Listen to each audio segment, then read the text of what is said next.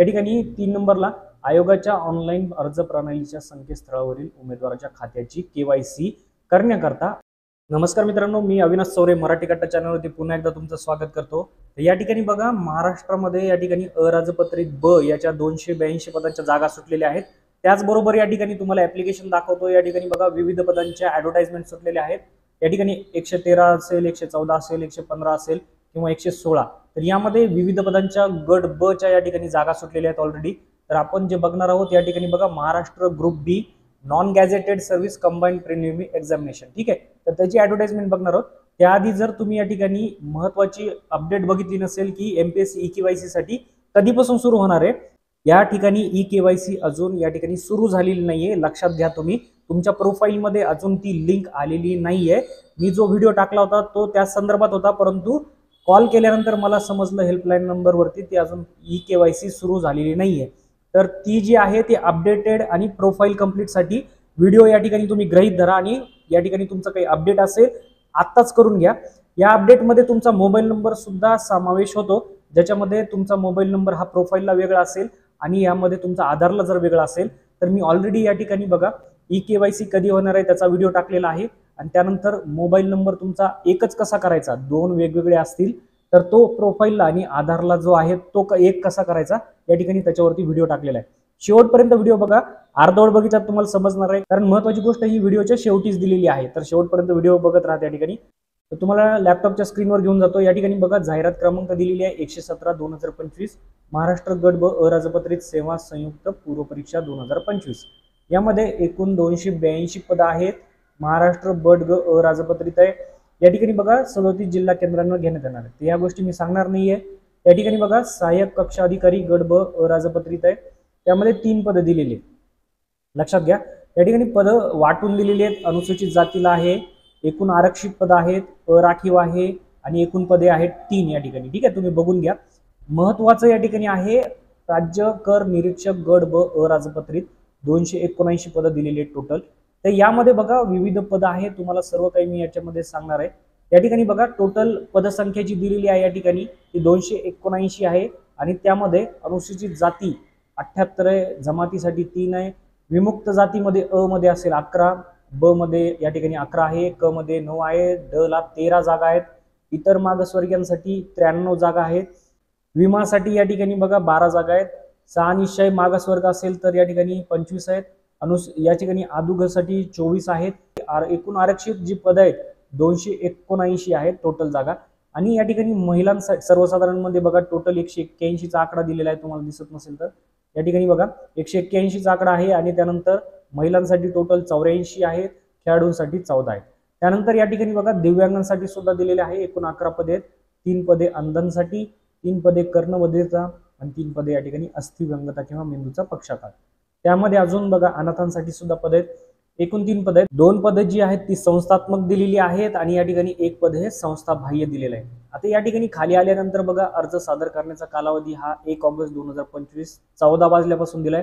आज already 1 August आहे. या ठिकाणी तुम्हाला खाली डेट दिसत असेल आणि 4 वाजलेले आहे. ठीक आहे, 14 वाजले म्हणजे 2 वाजता या ठिकाणी चालू झालेला असेल. आपण चेक करणार आहोत. लक्षात घ्या तुम्ही, आपण जो पेपर आहे तो पूर्णपणे चेक करणार आहोत की या ठिकाणी ई-केवायसी झालेली नाहीये, पण ऑनलाईन मध्ये तुम्हाला फॉर्म भरता येतो का, हा बऱ्याच विद्यार्थ्यांचा प्रश्न आहे. तर या ठिकाणी आपण ते चेक करणार आहोत की फॉर्म ई-केवायसी झाल्याशिवाय भरता येतोय का. त्याआधी खाली बघून घ्या तुम्ही, तुमचं या ठिकाणी पूर्ण माहिती भरायची. जे विद्यार्थी नव्याने या ठिकाणी फॉर्म भरत असतील त्यांच्यासाठी ही एक्स्ट्राची माहिती मी सांगायलो. जे नाही भरत, जे पहिल्यापासून भरत आलेले काही वेळेस भरलेला आहे अनुभवी, त्या ठिकाणी तुम्हाला वयोमर्यादा दिलेली आहे. तुमची प्रत्येक कास्टनुसार वय कमाल आणि किमान दिलेलं आहे. तुम्ही चेक करून घ्या. 45 वर्षापर्यंत तुम्ही भरू शकतात. लक्षात घ्या. त्यानंतर बघा निवड प्रक्रिया, परीक्षेचे टप्पे कसे आहेत. या ठिकाणी बघा सहाय्यक कक्ष अधिकारी, राज्य कर निरीक्षक, संयुक्त पूर्व परीक्षा होणार आहे आणि मेन मुख्य परीक्षा होणार आहे. संयुक्त पूर्व परीक्षेसाठी बघा 100 गुण राहतील आणि मुख्य परीक्षेसाठी एकूण 400 गुण राहणार आहेत. या ठिकाणी अराजपत्रित ही आहे ब गट ब मधली. त्यानंतर बघा या ठिकाणी खाली यायचंय तुम्हाला. या ठिकाणी बघा जे दिलेलं आहे महत्वाचं, अर्ज सादर करण्याचे 3 टप्पे आहेत. यामध्ये बघा आयोगाच्या ऑनलाईन अर्ज प्रणालीमध्ये यापूर्वी विहित पद्धतीने नोंदणी नसल्यास नोंदणी खाते प्रोफाईल तयार करणे. ठीक आहे, तुम्हाला जर तुमचं खातं ऑलरेडी नोंदणी केलेली नसेल तर नोंदणी करा. 2 नंबरला खाते तयार केलेले असल्यास व अद्ययावत करण्याची आवश्यकता असल्यास अद्ययावत करणे गरजेचं आहे। मी याच्या आधीचा व्हिडिओ टाकलेला आहे, तुम्हाला तुमचं प्रोफाईल जे आहे ते अपडेट करावं लागेल, अद्ययावत करावं लागणार, 100% तुम्हाला हे करणं गरजेचं आहे। त्यानंतर बघा या ठिकाणी 3 नंबरला आयोगाच्या ऑनलाईन अर्ज प्रणालीच्या संकेतस्थळावरील उमेदवाराच्या खात्याची केवायसी करण्याकरता आयोगाच्या संकेतस्थळावर या ठिकाणी क्रमांक ADR 2425CR या ठिकाणी नंबर दिलेला आहे, तुम्ही वाचून घ्या। दिनांक 20 जून 2025 रोजीच्या प्रसिद्धी पत्रकाद्वारे विहित कार्यपद्धतीनुसार पूर्ण करण्याकरता स्वतंत्रपणे कालावधी उपलब्ध करून देण्यात येईल। म्हणजे तुम्हाला केवायसी साठी हा संपूर्ण सेपरेट कालावधी देण्यात येणार आहे। पण कधी या ठिकाणी ती 20 जूनला सुरू झालेला आहे, ऑलरेडी 1 ऑगस्ट आज तारीख आहे आणि आपल्याला या ठिकाणी जे आहे ॲडव्हर्टाइजमेंट आजच या ठिकाणी फॉर्म भरायचा म्हणून सांगितलेली आहे। तर सदर कालावधीची माहिती ही खात्याची केवायसी प्रक्रिया पूर्ण करणे अनिवार्य आहे।